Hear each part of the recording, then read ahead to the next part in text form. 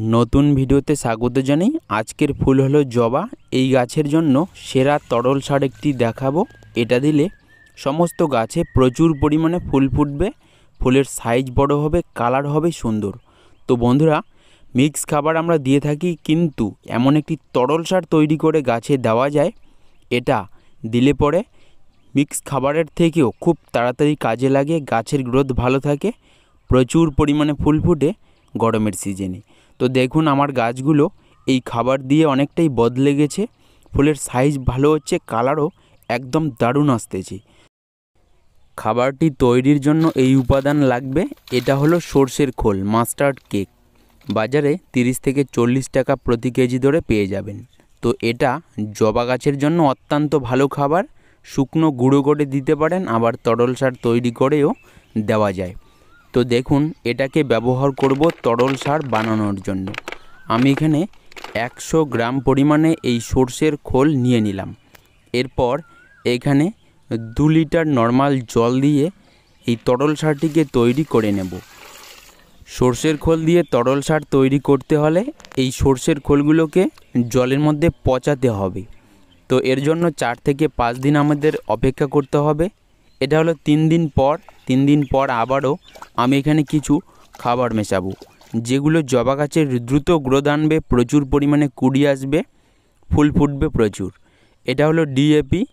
এটা 2 চা চামচ পরিমাণে আমি দেব। তো জলে গুলে নিয়েছি প্রথমে। দেখুন, তরল সারের সঙ্গে এই ডিএপি সার মেশালে দ্রুত কাজে লাগে।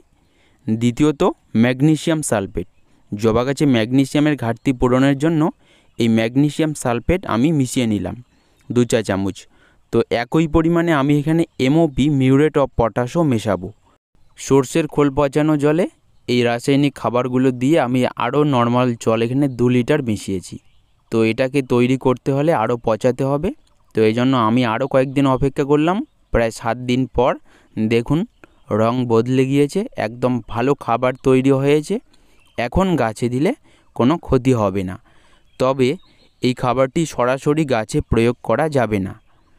এটা প্রয়োগ করতে হলে আবারও নর্মাল জল নিতে হবে। আমি দেখুন এখানে 10 লিটার নর্মাল জল নিয়ে এখানে এই বানানো তরল সারটি 1 লিটার পরিমাণে নিয়ে নেব। তো একদম পাতলা করে কিন্তু এই খাবারটি তৈরি করে দিলে গাছের কোনো ক্ষতি হবে না।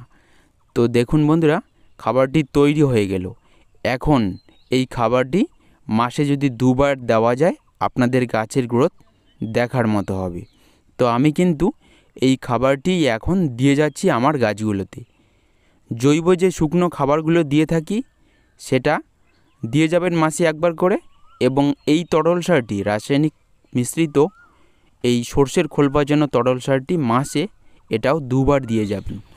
তো 2 বার দিলে কম কম করে দেবেন, এবং 1 বার দিতে হলে পরিমাণটা একটু বেশি দেবেন। তো আমার এই গাছগুলো কিন্তু এখন এই খাবারেই সুন্দর গ্রোথ নিচ্ছে। অনেকেই বলেন যে গাছের গ্রোথ হয় না, গাছ বাড়ে না, পাতা হলুদ হয়, পাতা ফ্যাকাশে হয়ে যায়। তো এগুলো সমাধানের জন্য আলাদা আলাদা সার প্রয়োগ না করে এই মিক্স খাবারটি একেবারেই তৈরি করে নিন সর্ষের খোল দিয়ে, এবং এটা স্টোর করে রাখতে পারেন 1 থেকে 1.5 মাস। যতটা প্রয়োজন লাগবে আপনারা তৈরি করে নিয়ে গাছে প্রয়োগ করুন, আবার রেখে দিন। এই নিয়মে আমার গাছগুলোতে আমি এই খাবারটি চালিয়ে যাচ্ছি। তো এটাই হলো একমাত্র খাবার যেটা গাছের গ্রোথও বাড়াবে, পাতা হলুদ হবে না, কুড়িও আসবে প্রচুর। জবা গাছের পাশাপাশি বেলি, টগর এবং এই বোগেনভেলিয়া গাছেও কিন্তু আমি এই খাবারটি দিয়ে যাচ্ছি। তো বন্ধুরা, খাবার অবশ্যই জবা গাছে দিতে হবে। জবা একটি এমনই গাছ, কম খাবার হলেই গাছে সহজে ফুল ফোটে না, ফুলের সাইজ ছোট হয়। আমার গাছের ফুলের সাইজগুলো দেখুন, সুন্দর কালার আসছে। তো এটাই হলো এই এপ্রিল মাসের প্রধান খাবার। এটা দিয়ে আমি প্রত্যেকটি গাছেই ভালো রেজাল্ট পাচ্ছি। এখন প্রচুর পরিমাণে ফুল ফুটতেছে। খাবারের পাশাপাশি এই গাছে কিন্তু বিভিন্ন রকমের পোকা লাগে, জাপ পোকা, মিলিবাগ, সাদা মাছি। তো এগুলোকে দূর করার জন্য 2 প্রকার কীটনাশক ঘরে রাখুন, অল্টারনেট করে প্রয়োগ করুন গাছে। পোকা লাগলে কখনোই ভালো গাছ হবে না, ফুল কম ফুটবে। তো এই জন্য অবশ্যই কীটনাশকও প্রয়োগ করুন মাঝে মধ্যে।